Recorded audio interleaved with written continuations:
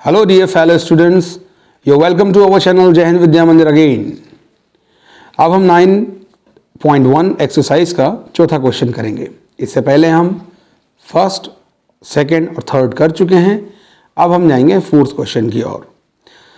तो मैं पढ़ देता हूं. The angle of elevation of top of a tower from a point on the ground which is 30 metre away from the foot of the tower is 30 degree. वो कह रहा है कि एक मतलब एंगल ऑफ एलिवेशन किसी टावर के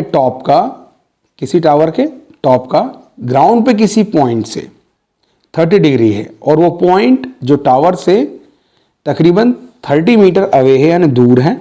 find the height of the tower. Very simple question.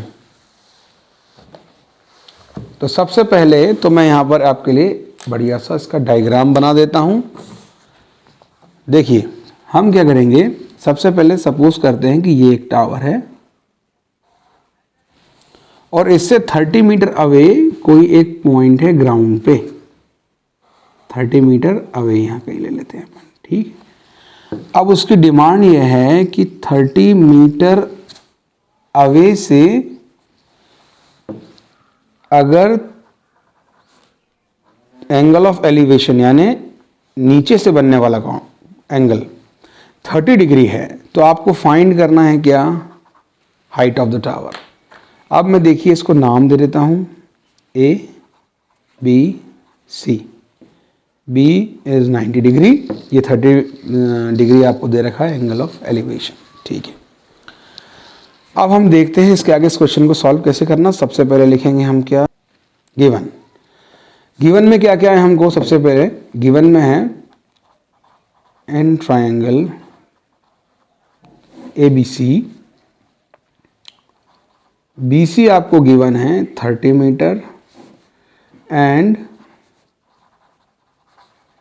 Angle of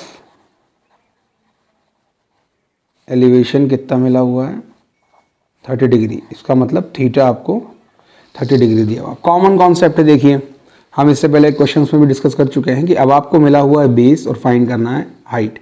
तो डेफिनेटली आपको रेशो में ढूंढना पड़ेगा कि बेस और हाइट किस रेशो कौन से ट्रिग्नोमेट्रिक रेशो में मिलते हैं. तो मैं यहाँ पे 10 ले रहा हूँ. आप कॉर्ड भी ले सकते थे पर मैं लूँगा 10 theta equal to AB upon BC. अब यहाँ पे थीटा क्या है हमारे पास 30 डिग्री है गिवन है. AB हमको फाइंड करना है तो AB लेके भी सॉल्व कर सकता हूँ और H लेके भी सॉल्व कर सकता हूँ और BC उसने मुझे दे रखा है. अब tan 30 की वैल्यू क्या होती है 1/√3. 1/√3 equal to AB upon 30. Very simple. Cross multiplication तो आप सिर्फ 30 का 1 से करें तो AB इक्वल टू 30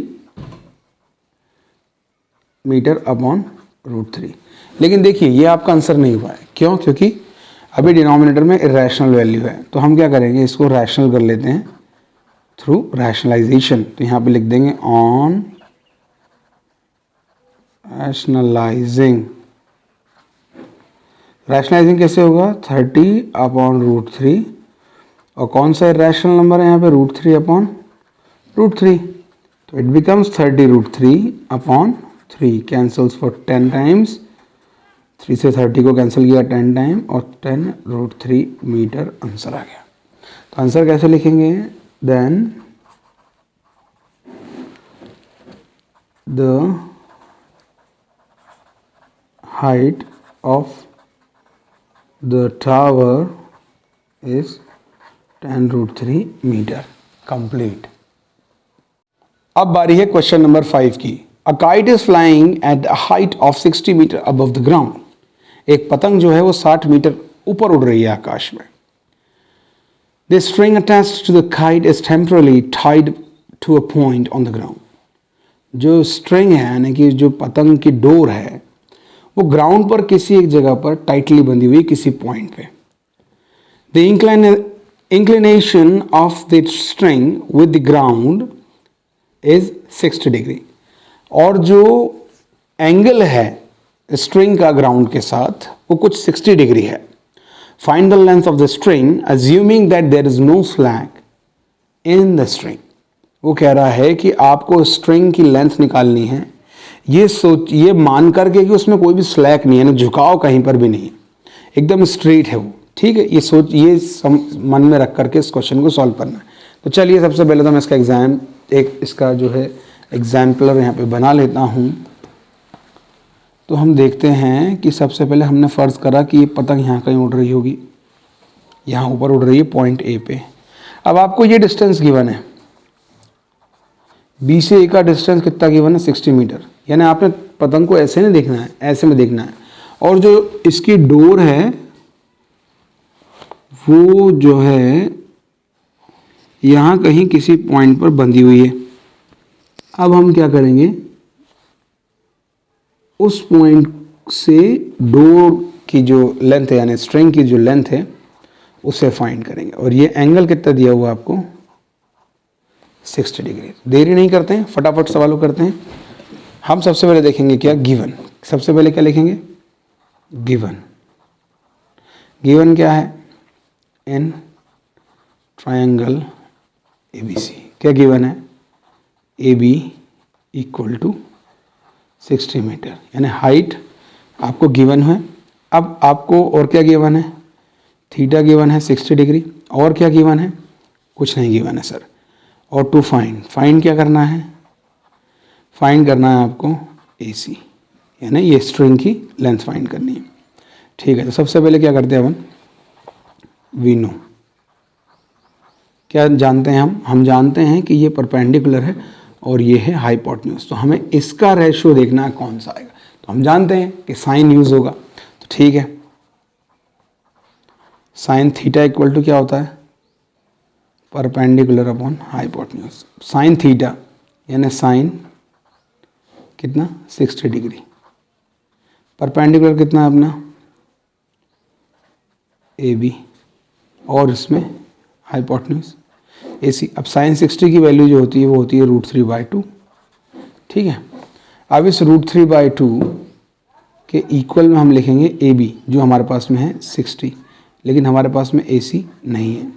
तो वेरी सिंपल, क्रॉस मल्टीप्लिकेशन। तो AC का हो गया आपका √3 से मल्टीप्लिकेशन और 60 का हो गया 120। 2 से मल्टीप्लिकेशन हुआ तो 120 बन गया। अब इस तरीके से क्या हो जाएगा, AC is equal to 120 upon √3। फिर से रैशनलाइजेशन करना पड़ेगा। रैशनलाइजेशन क्यों करना पड़ेगा, क्योंकि नीचे डिनोमिनेटर में कौन सा नंबर है, इरैशनल नंबर है। तो मैं यहाँ से इसको रैशनलाइज कर देता हूँ, देख लीजिए। On rationalising